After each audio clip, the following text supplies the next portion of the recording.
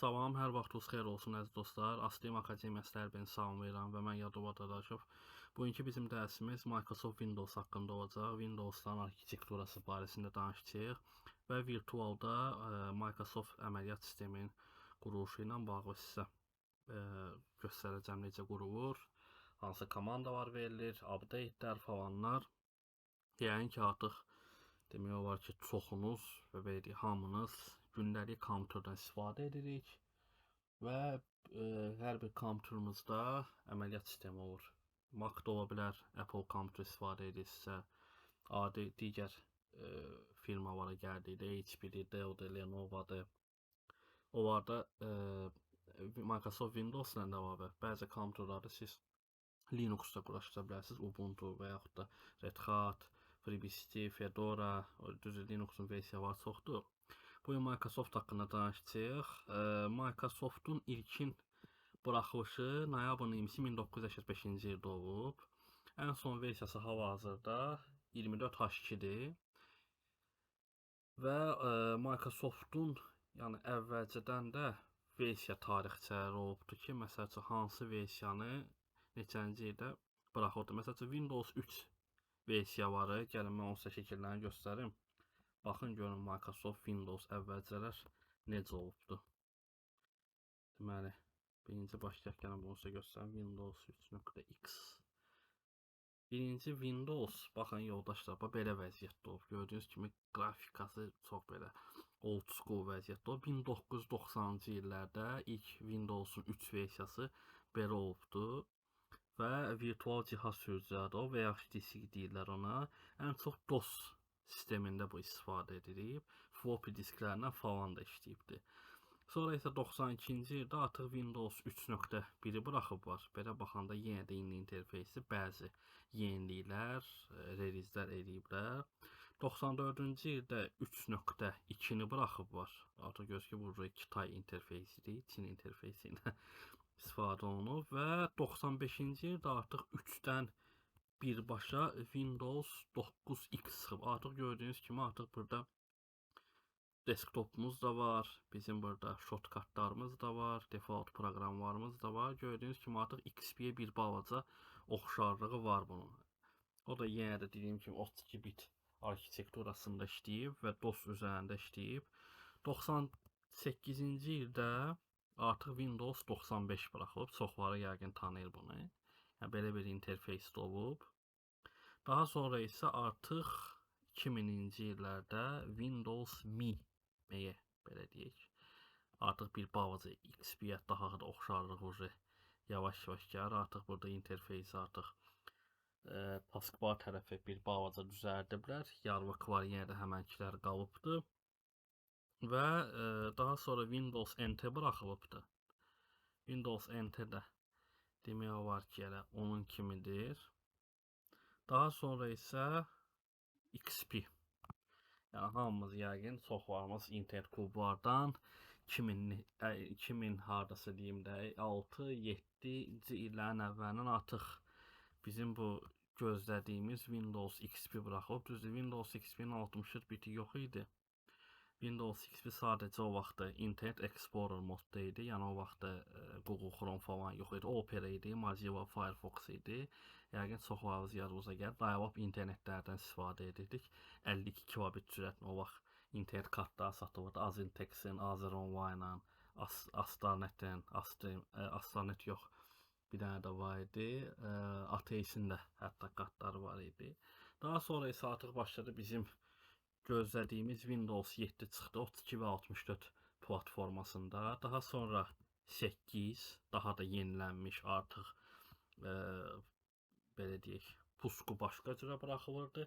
Hətta yadınıza gəlir o vaxtı Nokia telefonlar da var idi, Nokia Lumia var. Onlar Windows Mobile üzrə əməliyyat sistemi o vaxt Android 4, Windows Mobile üzərindəki. Daha sonra Windows 8.1 çıxdı. Bəzi yeniliklərlə 10. Bu dəqiqə istifadə edəcəyimiz 10-dur, 11-dir və inşallah Microsoft'un dediyinə görə ya bu ilin axırında ya da gələn il əvvəlində artıq 12.1 çıxacaq. Gördüyünüz kimi bir balaca Mac OS əməliyyat sisteminə bir balaca qrafik tərəfdən oxşarlığı var. Yəni demək olar gördüyünüz kimi taskbar falan eynidir. Biraz artıq yenilənmiş versiyadır. 12.12.1. Amma hələ tam dəqiq tarixini bizə demirlər ki, haçan olacaq. İndi inşallah gözləyək görək Microsoft bizi nə ilə sevindirəcək. Və keçək əsas məsələyə yoldaşlar. Bəziləriniz əməliyyat sistemi yazanda orada görürsünüz ki, məsəl üçün siz ISO yükləyirsiniz, istəyirsiniz ki, flash olsa bu table flash olsun ki, siz ona format eləyəsiniz. Orada məsəl üçün siz atıram ortaya Windows 7 yükləmək istəyirsiniz. Orada görürsünüz o 2 dənə arxitektura verir. 32 bit və 64 bit. İndi siz nə biləsiniz ki, mənim kompüterim hansını dəstəkləyir? Yəni o mən sizə bazıvı, basic belə deyək. Başlayaq birinci 32 bitdən. 32 bit nədir və nə cür olur? 32 bit 64 bit kompüterin CPU-nun arxitekturasıdır. Yəni bitdən əvvəl rəqəm prosesordur. Bir anda idarə edəcək məlumatların miqdarını təyin edilən prosesor məlumat ölçüsünü ifadə edir. 32 bit deyəndə adından da gördüyü kimi eyni anda 32 bit məlumatı idarə edə bilir. Maksimum yaddaş səviyyəsi yazıram 4 RAM-dır. Ondan başqa 64 bitin arxitekturanın maksimal RAM-ı 18,4 terabayt TB yazıram, yəni biləsiniz. Yəni belə deyək, sizin məsəl üçün kompüteriniz 4 RAM-dırsa, fərqi yoxdur. i3-dür, i2-dir, Core 4-dür, Pentium-dur və yaxud da Insight prosesordur, Atom-dur. Yəni əgər sizin RAM-ınız 4 GB-dırsa, məsəl üçün i3-dürsə, siz ona 64 bit yükləyə bilərsiniz. Amma əgər sizin kompüter artıq i3-ün köhnə nəsilləri, yenə dediyim kimi Insight-dırsa, Atom-dırsa, onlara təbii ki 32 bit yükləmək daha məsəl. Çünki 64 bitdə sizin o gördüyünüz arxa fonda işləyən, belə deyim də sizə, bu tasklarınız, prosesorlarınız, görürsünüz, məsəl üçün məndə 64 bitdir, mənim CPU-m çatda bilir. Amma əgər məndə köhnə kompüter olsaydı, mən ona 64 bit yükləyim, məsəl üçün 2 RAM-a 64 bit yükləyim, artıq siz məsəl üçün eyni anda Google Chrome-u, Office paketini, nə bilim Skype-ı, Teams-i zoomlatsa, artıq sizin CPU-nuz başlayacaq 100% işləməyə, memory də çatdırmayacaq. Yəni baxın, birinci ilk növbədə əməliyyat sistemi yazmamışdan qabaq mənim sizə məsləhətim, birinci ilk növbədə CPU-ya baxın. Məsəl üçün CPU-ya da baxmaq üçün belə də baxa bilərsiniz. RAM-a girib dıxıdıyaq da yaza bilərsiniz. İndi burada məsələ görürsünüz. Məndə Intel Core i5 Ultra, məndə yeni nəsil kompüterdir.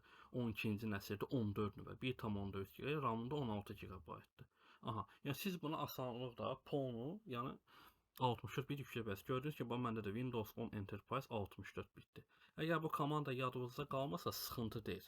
Belə də edə bilərsiniz. Siz pisini isə sağ mışqı ilə vuraraq, Propecia isə daxil olaraq. Baxın burada. Mənim kompüterim domendədir deyə. Intel Core i5 12-ci nəsil 1,14 GHz Windows 10 Enterprise 22H2-də Windows 10-un sonuncu versiyasıdır. 23H2, 24H2 Windows 11 və 12-yə aiddir. Hal-hazırda Windows 11-lərdə 23H2-dir. Və ondan da başqa yoldaşlar, bəzi şeyləri də sizə deyim. 64 bitli arxitekturanın üstünlüyü də odur ki, o daha çox operativ yaddaşı dəstəkləyə bilər. Görürsünüz, mən sizə yazmışdım ki, 18,4 terabayta qədər eləyə bilir. Və bundan da əlavə 64 bitli prosesorla 32 bitli prosesorlarla müqayisədə daha mürəkkəb hesablama apara bilər. Yəni ağır bir taskları belə deyək, arxa fonda backenddə işləyən prosesorlar rahatçılıqla işləyir, yəni qoymur donmağa. Ondan da başqa 32 bit arxitektura adətən köhnə kompüterlərdə, yəni bayaq sadadıqlarında istifadə olunur. 64 bit isə müasir kompüter, i5, i7, i9, Intel Xeon prosesoru, AMD Ryzen'dır, AMD Epic'dir, yəni onlarda istifadə edir. 32 bitli prosesorlar, 64 bitli prosesorlar 32 bit proqram təminatına geridə uyğundur, lakin əksinə deyil. Yəni məsəl üçün siz sisteminiz 64 bitdir, sizdə hansısa driver lazımdır, amma görürsünüz ki, 32 bitdir.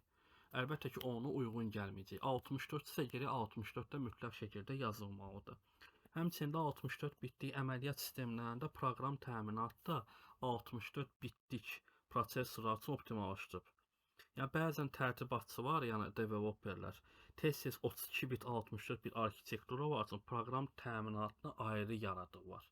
O qabaq idi XP-yə hə 32 yazdı. Məsəl üçün XP-nin orada 1-2 dənə versiyaları var idi. Windows Vista versiyaları var idi. Hə, götürüb 32-ni yazırdı, hamısı götürdü. Amma artıq texnologiya müasir getdikcə daha müasir olduğu üçün artıq arxitekturaları ayrılır. Məsəl üçün girək hansısa bir sayta, məsələn HP-nin bir saytına sizə driver lazımdır. Orada artıq siz görəcəksiniz ki, həm Windows 7, 8, 8.1, 10, 11 üçün artıq 2 yerə bölüblər. 32 bit üçün də var, 64 bit üçün də var.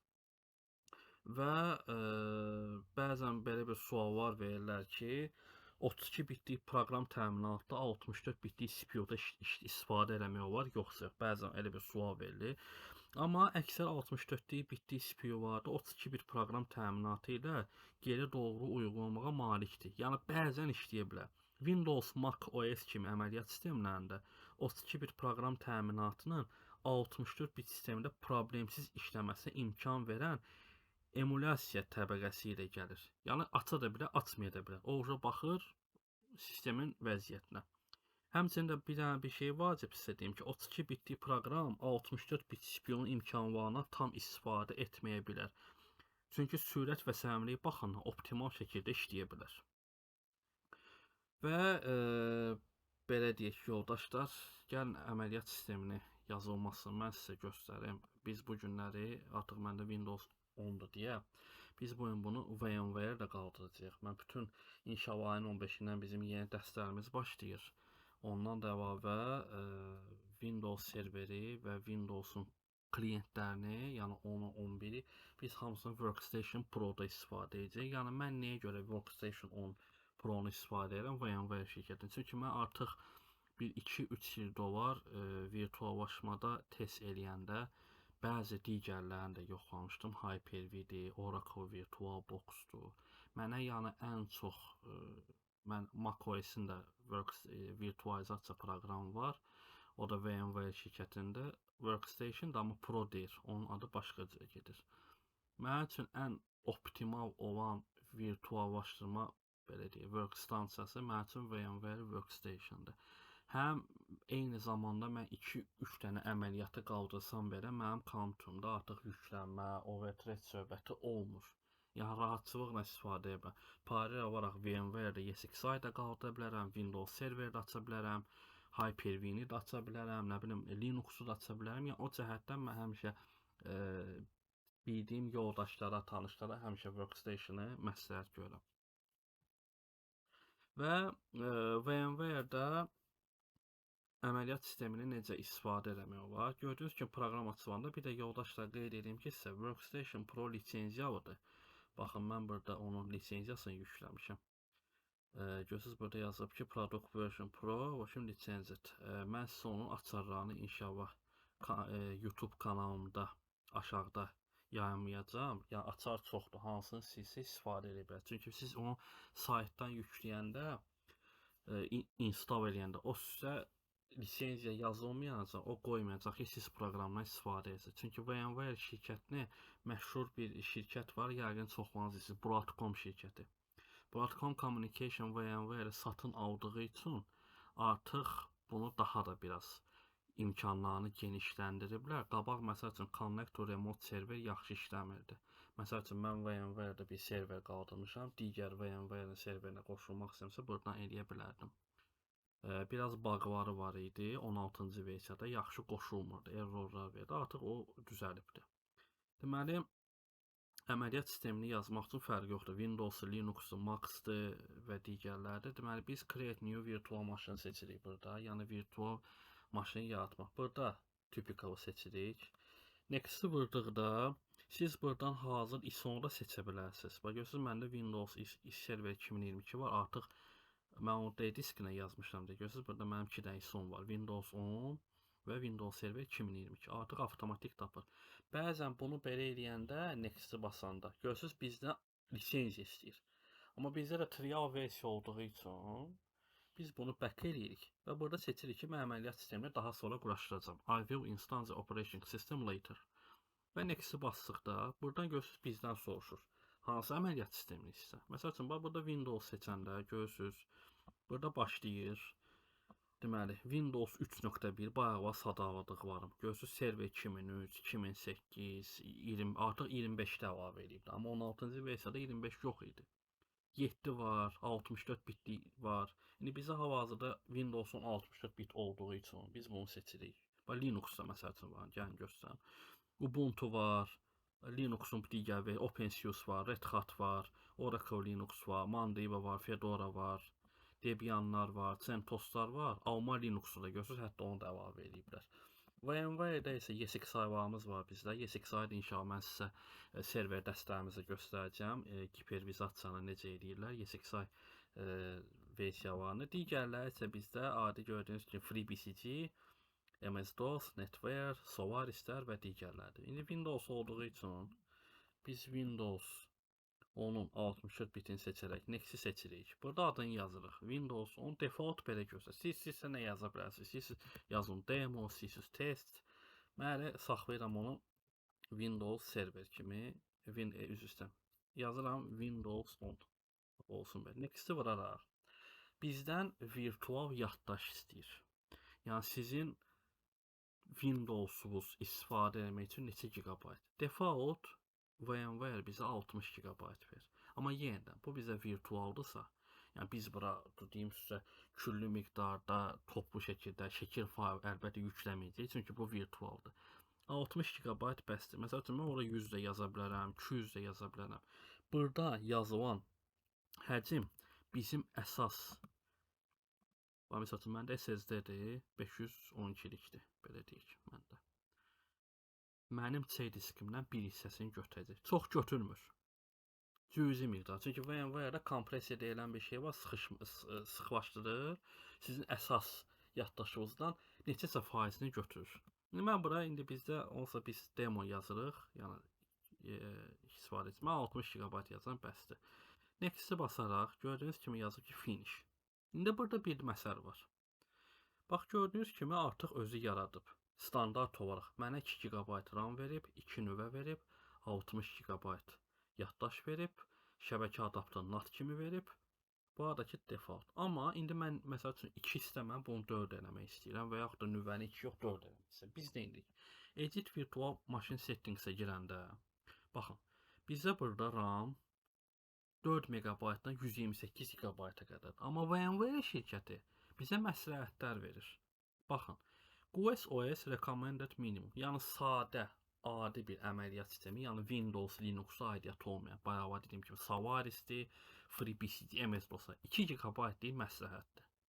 Adi əməliyyat sistemlərimizə Recommended Memory 2 GB. Siz bunu çox da verə bilərsiniz. Amma yəni heç bir faydası yoxdur. Maksimum Recommended Memory 13,1 GB. Yəni burada əlbəttə mən artırsam, mənim 16 GB RAM-dan bu bir balaca başlayacaq istifadə etmək. Məsəl üçün, adi PC-lərdə necədir? Siz məsəl üçün, belə deyək, Nvidia video kartası qoyursunuz, RAM-ınız da tutalım ki, 8-dir. 4 GB video kartadır. Siz məsəl üçün, sabah RAM-ı 16 eləsəniz, video kartanız olacaq, nə bilim, 12-14 GB. Niyə? Turbokeş sistemi deyilən bir termin var IT-də. Video karta RAM-dan yaddaşı yeyir, alır. Yəni o artdıqca burada artır. İndi mən də götürüm bunu artırım, o məndən azalacaq. Ona görə də yenə də bu bizdə virtual olduğu üçün mənə 2 GB bəsdir. Nüvə sayı. Görürsünüz burada nə qədər verir? 32 kora kimi verir. Amma bizdə yenə də sadə olduğu üçün 2 də verə bilərsiniz, 4 də verə bilərsiniz. Bunların dəyişdirilməsi sizin kompüterinizin parametrlərini asır. Əgər sizin kompüteriniz indiki standartlara uyğundursa, burada dəyişiklik etmək üçün yoxdur. Əgər məsəl üçün görürsünüz köhnədir, donur, çatdırmırsa, tamam. Burada 2 yox, 4 eləyin, 8 eləyin ki, çatdıra bilsin. Bunlar bizdə virtualizasiyadır, BIOS-dan, yəni virtualization texnoloji var bəzi BIOS-larda. Bunlar heç bizə deməyimizə ehtiyac yoxdur, çünki bizə indi müasir UEFI sistemidir, artıq bunlar hamısı avtomatlaşdırıb. NAT-a gəlmişkən isə, baxın, burada məsələ nədir? Hal-hazırda mən indi əməliyyat sistemi qursam, bu mənim əsas evdəki olan internetimdən, məsəl üçün, mənim evdə hal-hazırda olan providerımın IP-si 192 .168.100 məndə provider telekomda gördüyünüz kimi mənim Huawei modemim belə bir IP verir. Və burada orada özündən artıq virtual bir şəbəkə yaradır. Əgər siz başqasını istəyirsə özünüzə ayrı bir IP vermək, nə bilim 10 ilə başlasın, 20 ilə başlasın. Siz məcbursunuz add bölməsinə girib, burada network adapter eləyib onun yenisini yarada bilərsiniz. Və yaxud da buradan customda görürsünüz VMNet-lər var. Birini seçib özünüz dəyişə bilərsiniz. Və yaxud da LAN segment edə bilərsiniz. Aralıqları. Yəni buradan siz özünüz onu nasıl eləyə bilərsiniz. Bizdə indi standart olaraq mən bunu qoyuram NAT-a. Görürsünüz use to share as a host IP adresi. Yəni əsas IP-dən paylaşıb eləyir. Və bunları aydın olduqca indi biz girik nə edirik? Görürsünüz CD-DVD bizim yerimiz bomboşdur. Biz indi bura həmən Windows ISO-sunu tanıtdırmalıyıq ki, artıq bu tool'la da sistemi başlayaq yazma. Onun üçün biz nə edirik? Burada biz browser edirik. Məndə hal-hazırda mənim ISO-larım D diskindədir. Windows 10'u seçirəm. Gördüyünüz kimi Customer Edition'dır məndə. OK basanda artıq hər şeyimiz hazırdırsa, konfigurasiya eləmişiksə, biz Power On knopkasını basırıq. Gördüyünüz kimi VMware başlayır yüklənməyə. Və burada Enter'i basırıq. Fərqli Lüboy knopkanı basa bilərsiniz. Və burada belə bir söz yazır ki, Install Windows 10 as for your physical computer. Bunu basırıq ki, I finished installing. Bu nə üçündür? Siz əməliyyat sistemini qurandan sonra fərqi yoxdur. Windows'dur, Windows serverdir. Sizin ekranınız belə balaca göstərəcək. Əgər siz hamısını istəyirsə bütöv olsun, burada Install VMware Tools var. Balaca bir setupdır. Onu next eləyəndən sonra artıq sizin ekranınız geniş formada göstərəcək. İndi onu da göstərəcəm. Windows 10, 7, 8 eyni standartda yazılır. Yəni burada bizdə mən ingilis dilində yükləmişəm deyə Microsoft Windows hal-hazırda 110 dənə dili dəstəkləyir. Azərbaycan dili də var. Sadəcə o biraz Azərbaycan demək öz praktikamdan deyirəm, sistemi biraz dondurur. Yəni ən məsləhətlisi ya rus, ya ingilisdir. Türk də bəzən bir də görürsüz kompüter ingiliscə açılır. Amma ayarları türk dilindədir. Bəzən o qaçışıq var. Ona görə də məsləhət odur ki, çalışın ISO yükləyəndə əməliyyat sistemini bir dillə seçin. Məsəl üçün, filankəs kompüter hansı dildə istəyirsən? Deyir ingiliscə. Tamam. İngiliscində ISO-sunu seçin. Yəni ingilisi yazın, sonra onu türk dilinə konvert edin visualizator proqramı ilə və yaxud da libpack-lə. O yəni məsləhət görülmür. Deməli bizdə burada ilk növbədə Windows-u quraşdırmamışdan qabaq bizdən dil seçimi istəyir. Bizdə default olaraq ingilis dilidir. Saat standartı yenə də ingilisdir. Burada yəni klaviaturanı da biz görürsünüz burada klaviaturada dillər çoxdur. Azərbaycan, cürbəcür dillər var. İndi biz hal-hazırda ingiliscə olduğu üçün next-i basırıq və install now seçirik. Artıq bizim ISO-muz arxa fonda başlayır əməliyyat sistemini quraşdırmağa. Burada bizdən lisenziya istəyir. Yəni bizdə də indi bizdə bu dəqiqə 90-95% IT-lərin hamısı crack lisenziya vurur. Orijinal əlbəttə ki bahadır deyə səhv eləmirəmsə 110 avroya olmalıdır. Disklə satılır və arxasında 16 rəqəmli, 16-da da çox lisenziya olur.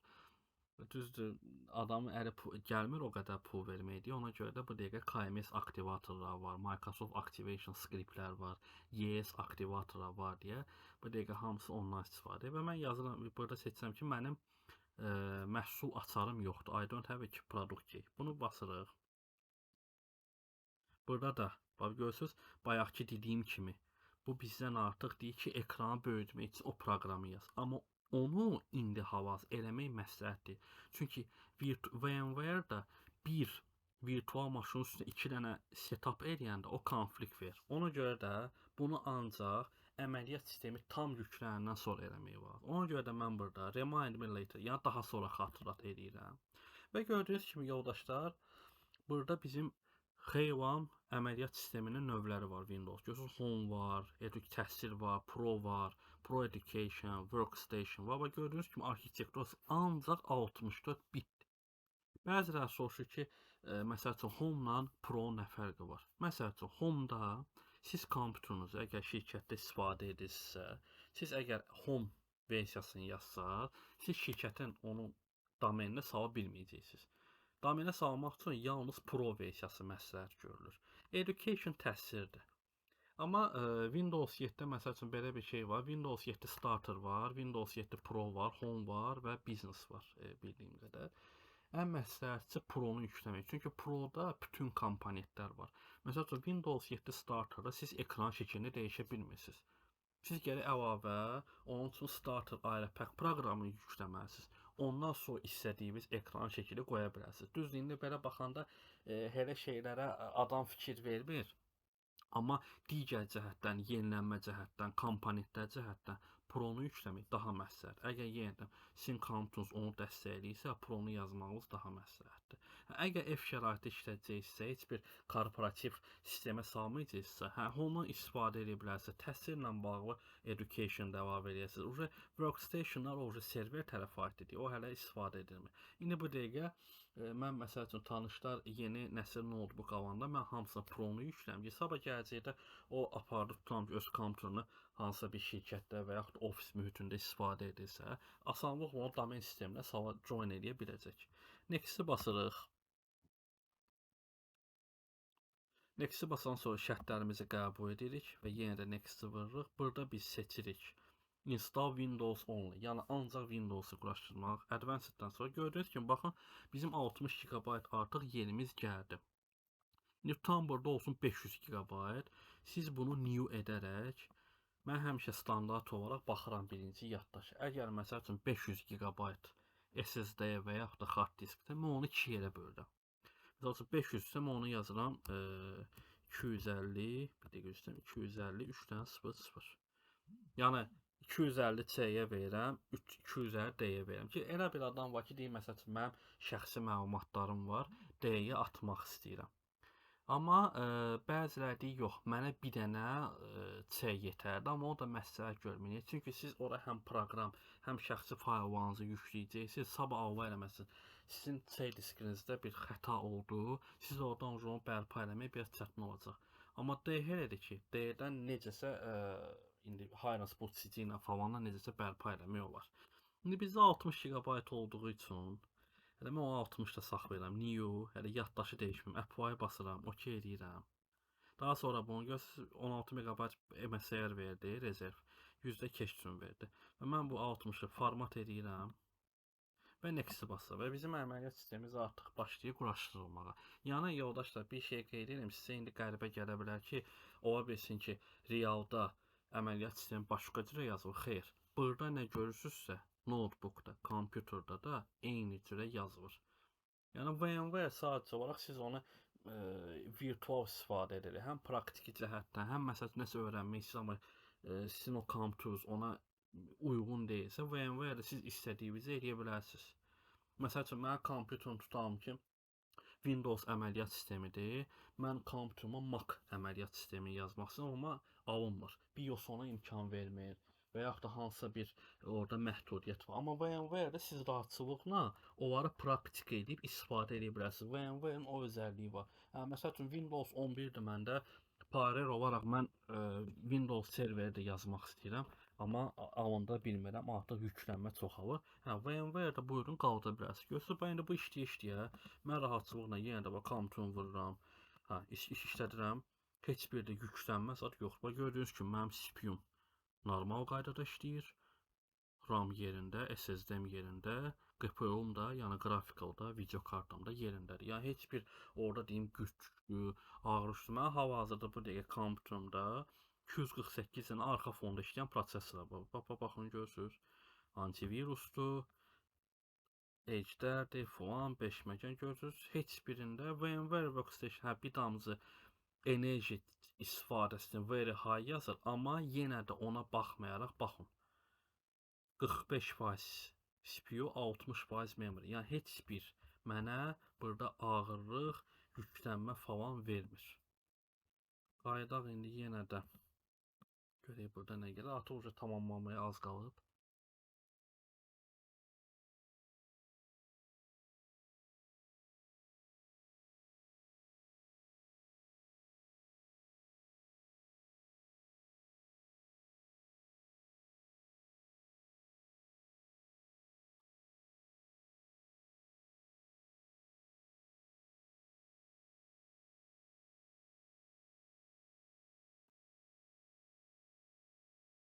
Artıq sistemimiz rahat oturdu. Ən əsas məsələ çalışın ki, əməliyyat sistemi yazanda bu işarələr var da. Bunlar hamısı yaşıl olsun. Çünki ortada xəta versə, artıq burada bir-iki dənə məsələ yaranır. Birincisi, ya sizin hard diskdə, SSD-də də ola bilər, hardasa xəta var, batch sektor və yaxud da LBS sektorlarında nəsə problem ola bilər. Və yaxud da siz ISO-nu yüklədiyiniz o saytda nəsə problem var, ISO-da hansısa DLL fayl belə deyək çatışmır, o da ola bilər. Yəni çalışın ISO-nu yükləyəndə mən məsəl üçün qabaq yalan deməyəcəm, torrentdən yükləyirdim ISO-ları. Windows Ver yadınıza gələr, XP 7. Artıq Microsoft şirkəti Media Assistant deyilən bir şey var saytında. Bir proqramdır. Proqramı yükləyirsiniz, flaşkanızı taxırsınız. Orada sizdən soruşur, hansı əməliyyat sistemini istəyirsən. Deyirsən 10 və yaxud 11 və orada sizə dil seçimi verir. Və siz artıq Microsoftun rəsmi saytına tamamilə pulsuz Windows 10, 11 rahatçılıqla yükləyə bilərsiniz. 7 daha yoxdur, 7 artıq neçə müddətcə support dayanıb, artıq 7 istifadə edən də yoxdur. Bu dəqiqə hal-hazırda 10, 11 ilə işləyir. İndiki nəsil avadanlıqlar belə, notebookda, PC-də fərqi yoxdur. Yəni siz Microsoftun rəsmi saytına bir dəqiqə gəlin onu mən göstərim sizə. Adı belə gedirdi onun. Bir dəqiqə.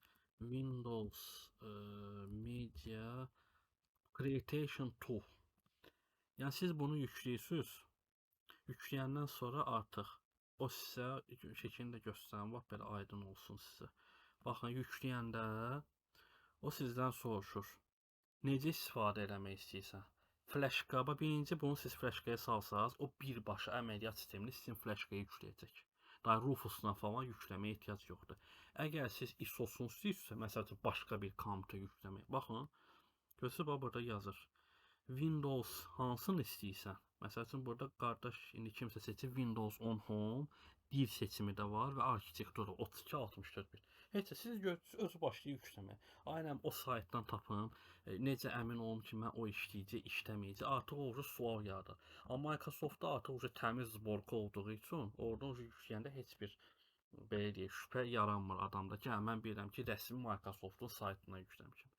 Və görürsünüz, əməliyyat sistemimiz artıq yükləndi, heç bir xəta baş vermədi. İndi burada bizdən bir-iki dənə moment istəyəcək. Belə deyək də, sistemi tamamlamaq. Necə Androiddə məsəl üçün siz telefon alanda orada e-mailinizi yazırsınız, nə bilim orada Google Wallet istəyir sizdən, saat, tarix, barmaq izi, Face ID. Windows'da da həmçinirdir. Onu da qeyd edim ki, Windows 11-lərdə sistemi quraşdırandan sonra mütləq şəkildə orada Outlook e-mail istəyir. Windows'u tamamlamaq üçün. Amma Windows oldu 10 yoxdur. Var əslində. Onu ötüb keçmək olur.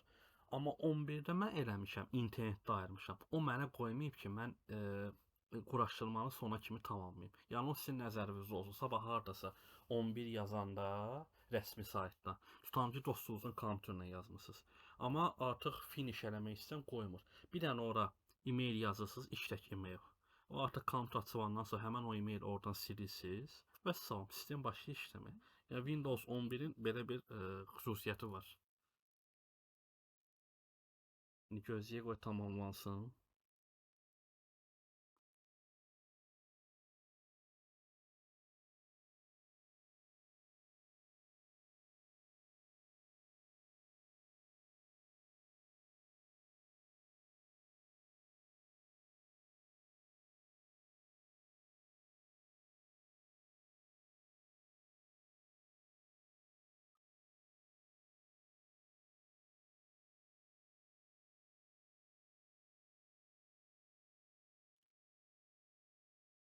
Aha, gördüyünüz kimi, baxın, burada bizə regionlar var.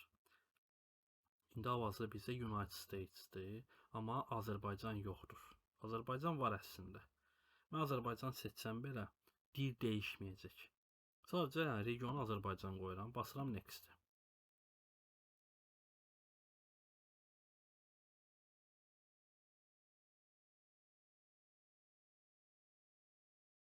Və buradan bizdən soruşur ki, klaviatura, yəni bizim yazma klaviatura nə dildə olsun? Mən default olaraq onu ingiliscə qoyuram. Sonra əlavə lazım onları türk dilində, rus dilində, ingilis dilində, Azərbaycan dilində üzr istəyirəm, əlavə edə bilirəm. İndi məndə hal-hazırda bir dil olsun deyə mən default onu Amerika saxlayıram ya ingilis şriftləri. Basıram next-i. Burada soruşur ki, ikinci dili əlavə eləmək istəyirsən, mən onu sonra da eləyə bilərəm. Ya indi şərt deyil. Basıram skip, yəni ötmək. Daha sonra isə başlayır şəbəkə ilə bağlı bir balaca arxada işlər aparmaq. Bir dənə də vacib nüansı mən sizə qeyd edeyim. Windows 7-də o vaxt əməliyyat sistemi yazılanda driverlərin 100% deməyək, 50-60%-ni özü tapıb quraşdırdı. Bəzilərini DRP ilə falan idi, yadınıza gəlir, yəni driver pack proqramı var idi. Driver booster zat. O ilə biz driverləri tapırdıq. İndi hal-hazırda 10 ilə 11-in bir dənə gözəl özəlliyi odur ki, siz artıq internetə qoşduğunuz zaman kompüter, sonra indi əməliyyat sistemini yazdınız, qurtardınız. Artıq siz onu şəbəkəyə tanıtdıranda o arxada başlayır özü dartıb gətirməyə. Yəni da girim falan saytdan hansı driveri yükləyim, uyğun gəlir model. O retki hallardır. Məsəl üçün təzə Lenovo var da, iki xəstəlik var ki, formatdan sonra touchpad işləmir. Yəni nə qədər əliniz neysiz, onun driverini özü tapıb dartıb gətirir və biz məcbur oluruq Lenovo rəsmi saytına girib, oradan yükləyib istifadə etməkdir. Və burada belə bir sual verir ki, siz Windows'u nə cür istifadə etmək istəyirsiniz? Şəxsi istifadə üçün yoxsa təşkilat üçün? İndi biz evdə işlətdiyimiz üçün təbii ki, Set for Personal Use seçirik və Next-i basırıq. Və bizdən indi bizdə account istəyəcək. Və görürsünüz, məndən e-mail istəyir ki, mən e-maillə girim Microsoft'un store'u, yəni Apple Play Store'u, yəni mağazini.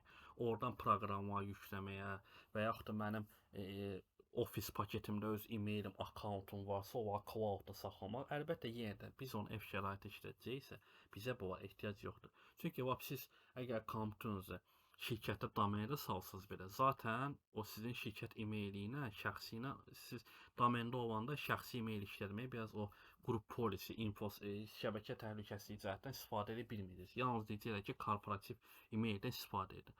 Ona görə də mən burada offline account seçsəm, amma Windows 11-də yenə də bu yoxdur. Siz məcbur e-mail yazıb next vurasınız ki, setup tamamlansın. İndi mən offline account seçirəm. Artıq məndən e-mail istəmir. Burada bax görürsüz, deyir ki, güya sən e-mail yaz, cloud-a qoşul, güya hər yerə access al, amma o artıq bizə ehtiyac yoxdur. Və mən burada limited expire seçirəm. Və buradan məndən kompüterçi ad istəyir qoymaq. Yəni açılanda nə yazılsın, nə bilim, filankəs və yaxud da kompüterin adı. Mən həmişə standart olaraq ya user yazıram, ya da kompüterin adını yazıram. Ya Dell, ya HP. Mən yazıram user. Şifrə istəyirsə şifrə qoya bilərsiniz. Şifrə istəmirsinizsə şifrəsiz də istifadə edə bilərsiniz. Next-i basırıq.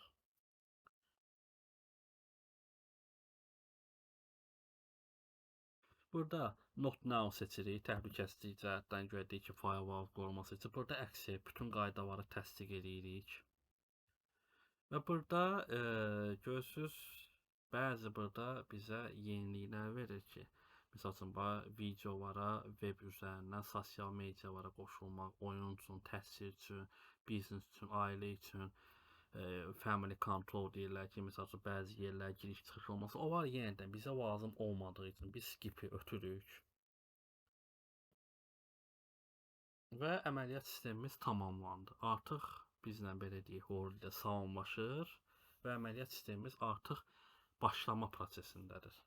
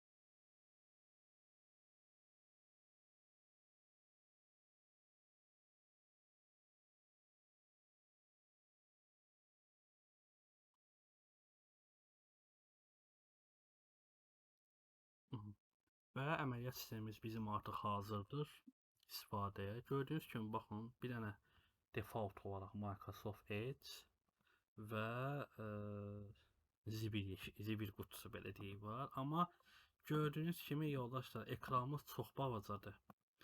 Bizə biraz maneçilik törədir və biz indi bunun böyütməsi üçün nə etmək? Qeyd edirəm, bu VMware Tools təkcə Windows serverə və yaxud da XP-yə ehtiyac yox. Bütün nə əməliyyat sistemi işlədəcəksə, əməliyyat sistemindən sonra mütləq bunu edin. Giririk burada VM-a, install VMware Tools. Daha sonra daxil oluruq bizim ZISPIS-imizə. Görürsünüz, burada artıq VMware Tools'umuz gəlibdir. Üstünə 2 dəfə klikləyirik. Yes-i vururıq. Artıq VMware öz belə deyim, mini proqramına başlayıb quraşdırmağa. Burada da yenə də adi proqram kimidir. Next və salam. Görürsünüz, VMware by Broadcom. Qabaq burada Broadcom yox idi. Artıq avandan öz patentini, logotipini qoyub ora. Görürsünüz, daxildə PS2, USB driverləri, VMCI driverlərini hamısını quraşdırır ki, rahatçılıqla istifadə. Çünki bu olmayanda, məsəl üçün mən burada Ctrl Alt Delete edə bilmirəm. Bir də görürsünüz, mouse donur qalır. Bu hamısı görürsünüz installing video driver. Aha, gördüyünüz kimi artıq iş gedir. Və ekranımız artıq böyüdü. Standart uyğuna gəlib düşdü. Və finishdən sonra bir dənə restart veririk mütləq şəkildə. Əslində siz buradan bu 3 dənə funksiyadan da böyüdə bilərsiniz. Məsələn, mən bunu vursam, görürsünüz, full ekran oldu. Belə də eləyə bilər. Kimə necə rahat eləyə bilər? Belə də eləyə bilər, aşağıda da geçsin və yaxud da belə də eləyə bilər, qıraqda library görsənsin. Bu birdən X-Pursos əlinizdə isə də sıxıntı deyil. F9-u basırsınız, təzədən qayıdır. Mən standart olaraq belə istifadə edirəm açıq onu. Kimə necə rahatdır və gördüyünüz kimi bizim artıq Windows 10-umuz açıldı. İndi biz nə etməliyik? Mən yəni vacib komponentdə sizə deyirəm ki, sabah bir neçə müddətdən sonra sistemimiz nasaz işləməsin deyə arıcıllıq var da. Baxın, artıq kompüterimiz açılıb. Hə, burada axtarış yerimizdir. Bu bizim pəncərəmizdir, saatımızdır. Bir işlərdir. Bu düzü bağlayıram, lazım deyil elə də. Birinci ilk növbədə siz kompüter internet verdiyinizdən sonra, yəni indi bir şey istəyəcəm. Puskla r-nı basırsınız, dev mgmt.msq komandasını yığırsınız. Bu kompüterinizdə olan driverləri göstərən siyahı, device manager deyirlər. Dev mg onun qısa versiyasıdır. Bəzən o vaxt 7-də yazanda görmüşsünüz ki, burada hamısı sual işarəsi düşürdü. Yəni ki, driverlərin yazılmağına ehtiyac var. Artıq Windows 10-11-də görürsünüz, internetə qoşulan kimi avtomatik hamısını yükləyib. Baxın, bana məsəl üçün belə deyək. Görürsünüz, video kartanı yükləyib. Səs kartımız yerimizdə. USB portlarımız aktivdir. BIOS'un setupları burada da hamısı görürsünüz, genetik baz, hamısı var da, yenilənmələr də gedir. Artıq o bizim vaxtımıza qənaət etmiş sayılır. Və Windows'un stabil işləməyi üçün biz nə edirik? Sistem yazılan sonra. Bura giririk, update sözünü yazırıq, check for updates, open edirik. Və burada gördüyünüz kimi bir dənə balaca sizə trik göstərəcəm. Onu hər adam eləmir. O nə üçündür? Advanced Options-a girəndə Receive updates for other Microsoft products when you update Windows. Bu nə deməkdir? Mən bunu aktiv eləməyəndə Windows bəzi yenilənmələri dartıb gətirir. Yəni quraşdırır. Amma mən bunu aktiv eləyəndə orada Versus deyilən Microsoftda. Versus nədir? Windows Server Update Services. Xüsusi bir serverdir. Ancaq yeniləmələri buraxır. Onu da inşallah serverdə əsə mən sizə keçəcəm. Mən bunu artıq aktiv eləyəndə, check for updates eləyəndə artıq mənim kompüterim belə word deyək. Versus'a sorğu göndərir ki, mənə yenilənmə ver. Və görürsünüz, burada yazır ki, we couldn't update services. Çünki bizim internetimiz görək bu nə alıb, nə almayıb. Gəlin bir IP-yə baxaq görək. IP config 202. Amma məndə 100-ləndir. Mən indi buna görüm statik versəm alınmayacaq. В общем, məndə biraz o Aztelekomda biraz problemlər var deyə, həm də məndə global VPN qoşuludur deyə onu qoymayacaq. Məndə çünki korporativ notebookdur. O onu qoymayacaq yükləməyə. Yəni dediyim kimi, onu aktiv eləyəndən sonra, bunu aktiv eləyəndən sonra artıq check for updates eləyəndən sonra bütün update'ləri hamısını gətirir. Security'dir, net framework'dur, cumulative update'lərdir, nüvələrin, prosesorların, nə bilim, xırda-para var, hamısı dağıtıb gətirəndən sonra sizin Windows'unuz stabil iş. O vaxtı Windows 7-də update eləmək məsləhət deyildi. Həm lisenziya pozulurdu, həm artıq instabillik yaranırdı. Biraz stabil işləmir demək. Artıq Windows 10-11 özü tələb edir ki, əgər sən istənsə sənin proqramların və yaxud da Chrome-dur və yaxud da onun daxili proqramları stabil işləsin deyə yenilənmələri mütləq eləmək lazımdır. Adi elementar bir şey deyimizdə sizə. Məsəl üçün siz hansısa bir proqramı istifadə edirsiniz telefonunuzda. Nə bilim, taksi proqramıdır, musiqi proqramıdır. Köhnələrində görürsünüz Play Market sizə deyir ki, yenilənmə gəlib. Siz onu yenilənmə eləməsəniz, əlbəttə ki, o işləməyəcək. Bu da həmçinin elə. Hansısa bir proqramı və yaxud da hansısa bir sistemin işləmək istəyirsinizsə, onu mütləq şəkildə update edin. Onsa zaten birinci yenilənmədən sonra siz bir müddətdən də işləyəndən sonra Microsoft versus sistemi update arxa fonda siz işlədiyiniz zaman artıq başlayacaq özü yenilənmələri eləyəndə. Yəni internetə qoşulduğunuz zaman, məsəl üçün siz bu gün kompüter almısınız, hə, yenilənmələr edirsiniz. Bir həftədən sonra aha Microsoftda təzə yenilənmələr gəldi. Daha sizə demirəm, yenilənmə mövcuddur. Kliklə eləsin. Artıq özü avtomatik edir. Sadəcə sizə sonda bildiriş gəlir ki, yenilənmələr hazırdır. Zəhmət olmasa quraşdırılması üçün restart edin. Restart ediləndən sonra artıq başlayır eləməyə və sizin sisteminiz stabil işləyir. Daha sonra ekrana zispisin falan gətirmək üçün mən həmişə sistemi yazandan sonra nə edirəm? İlk növbədə bura daxil oluram. Bu search-ı yığışdırıram. Daha sonra search-ə girib news and interest-də turn off. Onsa zaten xəbərlər üçün biz zaten başqa yerlərə daxil olub oxuyuruq. Məsələn, Oxazdır, Baku VS və ya digər. Burada Windows-da olan bildirişlər gəlir, Android-də necədir yuxarıdan. Və burada da elə gəlir, məsələn, filan şey quruldu, filan şey eləmək lazımdır. Əgər siz onları istəmirsinizsə, burada bir dənə don't show new notifications vurulsun, yəni bildiriş gəlməsin. Bu artıq var, yığışdırırıq. Və sağ mışqan vuraraq personalize bölməsinə giririk. Personalize bölməsi burada TMS var. TMS-ə daxil olanlığı desktop in icon settings var. Buradan biz vacib olanları artıq ekranımıza artıq apply OK edərək gəlin baxaq. Görürsünüz ki, görürsünüz, hamısı gəldi. My Documents o vaxt XP-də var idi. ZSPC, Network, Control Panel. Control Panel ya buradan da girib. Şərt 4 suqa girib Control sözü yazmaq və ya da Control Panel yazmaq. Ya buradan da asasçılıqla siz girə bilərsiniz. Burada böyüdə də bilərsiniz, balaca başda da bilərsiniz. İndi bizə saat səhv olduğu üçün saatı 2 cür dəyişə bilərsiniz. CMG-də time da yazıb dəyişə bilərsiniz. Məsələn, current time 18, yəni bunu 19, bir dəqiqə, new time 19, bağlıdır. 19.00.00.01. Hə, administratorunu açmamışam deyə ona görə qoymur. Və yaxud da adjust date and time-dan da burada Bakudur bizdə artıq. Siz belə elə bilərsiniz ki, avtomata qoyanda internetə daxil olduqda NTP server deyilən bir şey var. Yəqin çoxlarınız bilirsiniz, Microsoftda saat server deyirlər, Network Time Protocol, NTP.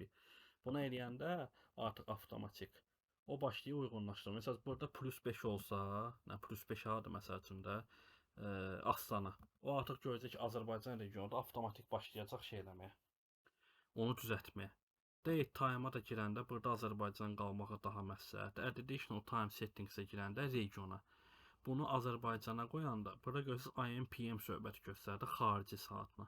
Mən bunu burada Azərbaycan latın eləsəm, F2. Artıq gördüyünüz kimi dədə-baba qaydası ilə göstərəcək. Yəni daha AM PM söhbəti olmayacaq. Daha sonra isə yoldaşlar bir-iki də mən sizə trikləri deyəcəm. Çünki qalanlarda artıq siz özünüz bilirsiniz deyə mən bunu yeni başlayanlar üçün göstərirəm. Bəzən olur ki, siz əməliyyat sistemi yazırsınız. Amma hiss edirsiniz ki, nəsə o deyildi. Yəni biraz tutulma var, falanlar var. Onun üçün də Task Manager daxil olun. Task Manager'də görürsünüz ki, məsəl üçün burada CPU yüklənib, memory qalxıb, nəsə bir 5-6 dənə proqram açıb görürsünüz ki, artıq yox çatdırmaq olmur, donur falan. Siz nə edirsiniz? Pultdan elə basıb MC config-ə daxil olaraq burada boot bölməsini seçərək burada advanced options var.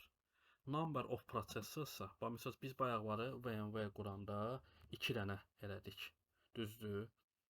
Burada siz çox da edə bilərsiniz. İndiki müasir kompüterlərdə 4 nüvədə var, 8-də var, 12-də var, 16-da var. Yenə də baxın qiymətdən qiymətə dəyişir o.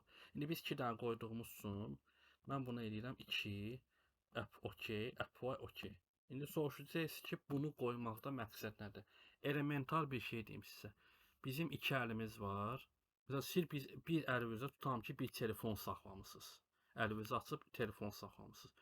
Üstünə bir kitab da qoyursunuz, dəftər də qoyursunuz, sumka da qoyursunuz. Artıq əliniz başlayır yüklənməyə, yorulmağa. Bu da həmçinin nədir? Əgər biz o CPU-ları aktiv olmayanda bütün açdığımız, arxa fonda işlədiyimiz əməliyyatda bir nüvənin üzərinə düşür. O CPU-ları açanda, aktiv edəndə artıq prosesdə proqramlar başlayır CPU-lar arasında bölünməyə. Məsəl üçün elementar bir dənə göstərim mən sizə bir dəqiqə. Paint açaq. Məsəl üçün, indi mən çəkəcəm, biraz yaxşı olmayacaq, düzdür, üzr sayın. Bu məsəl üçün bizim bir nüvəmizdir. Bu da bizim 2 nüvəmizdir. Bu bizim 3-cü nüvəmizdir. Bu da 4-cü nüvəmizdir. Məsələn, buna yazıram CPU 1, CPU 2, CPU 3 və CPU 4. Məsəl üçün, bu heç biri əgər aktiv deyilsə, yəni yanına qoyuram belə X2 yana tutalım ki, biz o MC config-dən aktiv eləməmişik. Hal-hazırda bizdə tutalım ki, bir dənə CPU-muz işləyir də. Siz bu ilə bərabər burada, yəni belə deyək, başlayacağım yazmaq. Siz tutalım ki, burada açımsınız Chrome-a. Davaycan açırsınız Edge. Sonra açırsınız, nə bilim, Skype-ı, davaycan Teams. Artıq CPU bizdə başlayır yüklənməyə. Bütün prosesdə bunun üzərinə düşür. Və CPU başlayır artıq overthread getməyə, yəni yüklənməyə. Amma MC config-də, məsəl üçün, siz əgər Chrome-u açırsınızsa, məsəl üçün, Chrome-u götürdü bu birinci. Əgər, məsəl üçün, Teams-i açmışsa, artıq görür ki, Chrome bunu yükləyir. Teams avtomatik başlayır ikinci CPU-dan işləməyə. Sonra, məsəl üçün, Skype açmışsa, nə bilim, orada Edge açmışsa, Word açmışsa, artıq əməliyyat sistemi görür ki, proqramlar çox açılır, artıq CPU-lar çatdı və o başlayır CPU-lar arasında paylanmağa. Bir hissəsini mən götürdüm, bir hissəsini sən götürdün. Elə bir ki, belə deyək də, doğru deyirəm, yenə də səhv başa düşməyin. Tutalım ki, siz bir əlinizdə 2 qarpız saxlamalısınız, amma görürsünüz ki, əliniz artıq yüklənib. Siz məcbursunuz eləməyə 2 əlinizdə də hər əlinizdə bir qarpız aparmağa və artıq görürsünüz ki, balanslaşma var. Bu da həmçinin elə bir şeydir. O CPU-ların yanmağı çox iyi. Məsəl üçün, mənim bu şirkət kompüterdir deyərəm, mən sizə göstərəm, MS config. Mən bunu burada yandırmamışam. Niyə? Çünki, bilmirəm, yox, yandırmamışam. Çünki mənim CPU-um və prosesor korlarım artıq müasir kompüter olduğu üçün lüboy bir proqram açsam, məsəl üçün IVMS-dir, Cisco Packet Tracer-dir, Chrome-dur. O öz aralarında elə bölür ki, hiss olunmur. Ora görürsünüz ki, biraz orta baba köhnə kompüterdirsə, o zaman aça bilərsiniz. Hal-hazırda baxın, məndə 14 nüvədir. Yəni bu mənə açmağıma ehtiyac yoxdur. Mən götürüm bu dəqiqə VMware-də 4 dənə də qaldım. Chrome-u da açım paralel, OneDrive-ı da açım, Cloud da açım, nə bilim, terminal serverləri də daxil olum. O yenə də çatdıracaq. Çünki indiki nüvələr, indiki müasir prosesorlar, arxitekturalar, TPM-lər, IM-lər, onlar ona imkan verir ki, kompüter stabil işləyə bilsin. Həmən götürüm Core i3-ü 5-6 əməliyyatı birdən açım. Üstəlik VMware əlbəttə ucu başlayacaq nasaz stabil işləməməyə. Artıq CPU da yüklənəcək, RAM da yüklənəcək. Artıq görəcəksiniz ki, məsələn, Allah eləməsin, açmış gözdə onu, CPU vurur 100%. Baxın, məndə bayağı 92 düşdü 41-ə. Çünki başlayıb paylamaq öz aralarında. Yəni ona malikdir. Performansa da girəndə baxın. Core i5 Ultra-dır. Görürsünüz, pik həddi burada çatmır. Aşağı ilə işləyir. Çünki biri 1.30 GHz 14 dənədir. ISO. Bu da onun clock speed-i. O clock mən sizə keçən dərsdə mən sizə göstərmişdim də. Nə deməkdir? Hal-hazırda mənim kompüterim 17 saatda işləyir. Uptime Yəni buradan siz baxa bilərsiniz ki, kompüter neçə saatda işləyir. Burada mənim layer keşlərimdir. Görürsüz? Logical Processor 14, Core 12 bir soketin üzərindən gedir. Yəni görürsüz, stabillik gedir. Düz Ethernet o heç, o artıq şəbəkədir deyə, orada gigabit, megabit söhbəti var. Məndə hal-hazırda düzdür, məsələn 200 megabit, ona görə pikavoy belə göstərir. ADS olsaydı heç bəlkə də görə göstərməz. SSD-də baxın, görürsüz, kritik bir hədd yoxdur burada. Çünki öz arasında artıq bölü stabillikdir. SSD-də də çiplər olduğu üçün artıq əməliyyat sistemi sizin sistemimiz başlayır rahat işləməyə. 16 GB LDDR SODIMM-dir məndə əməliyyat tak gücə 5600 GHz. Görürsüz, şey edir. Memory composition. Yəni burada aynəm 100% qalxdı yox. Yenə deyirəm yoldaşlar, istəyirsə stabil işləsin. Və yaxud da nə bilim bir kompüter gətiriblərsə deyirlər, yox bu donur. Birinci baxırsınız memorisinə, prosesinə baxırsınız, görün bu 100%-landır. Bəlkə bunun bad sektoru var. Bəlkə 2 RAM-da götürüb 64 bit vurub. Yəni onlara fikir verməyiniz daha məsləhət olunur ki, baxın ki, bunun dərdi nədir? Bunun troubleshootunu mən nə edə bilərəm? Hə, gətirib baxırsan ki, hə, qəşəng kompüterdir, amma dəhşət donur. Hə, açıb baxırsan ki, 2 GB RAM-da Windows 10 Pro-nu vurub 64 bit. Əlbəttə bu onu çatdırmayacaq. Bunu direktə çatdırmayacaq, qrafikası çatdırmayacaq. İndiki kompüterlərdə virtual RAM da var, VRAM deyirlər. Məndə olmalıdır, səhv eləməmsə, gözlüyün göstərim sizə. O Intel UHD nəsinə aiddir? Display. Mənim video kartam Intel HD-dir. Aha. 9 GB video kartadır. Display 128 şeritdir. Burada VRAM 128 MB-dır. Yəni çatda bilir.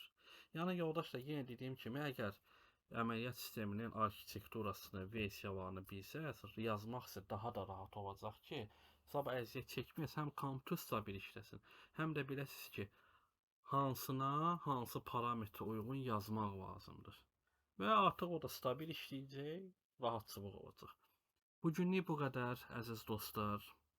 Mən bəzi şeyləri sizə daha göstərmədim, çünki artıq sistem daha da asanlaşır. Məsələn, printerin driverini yazmaqdır, falandır. İnşallah ayın 15-dən bizim Windows Server 2022 əməliyyat sisteminin artıq kursu başlayacaq. Kurs biraz uzun olacaq, çünki Windows Server biraz onun rolları çox olduğu üçün biraz dərinlik tələb edir. Amma çox maraqlıdır. Sizə də məsləhət görürəm, ona diqqətlə baxasınız.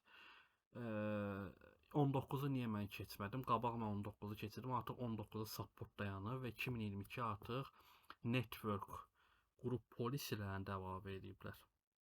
Yəni Windows serverdən USB portları bloklamaq, şəbəkəyə blok qoyub. Onu o vaxtı Palo Alto'nun sistemlərindən eləmək olurdu, Fortinetdən eləmək olurdu. İndi artıq onun serverində içinə əlavə ediblər. Bu gözəl bir, xoş bir məlumat oyununa eşitdim mən.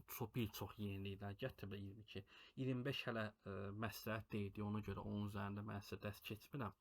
İnşallah gələn görüşdən ümidiylə ayın 15-dən inşallah artıq Windows server tanışdığımız birinci dərsimiz olacaq. Neçə cür növləri var. Core versiyası necə olur, GUI versiyası necə olur və data center'la desktop'un fərqləri nədir? Onları mən sizə keçəcəm. O birisi dərslərdən artıq qurulum başlayacaq. Domain controllerdir, DHCP-dir, DNS-dir. Hamısını mən sizə izah edəcəm. Sağ olun. İnşallah gələn görüşlərdək.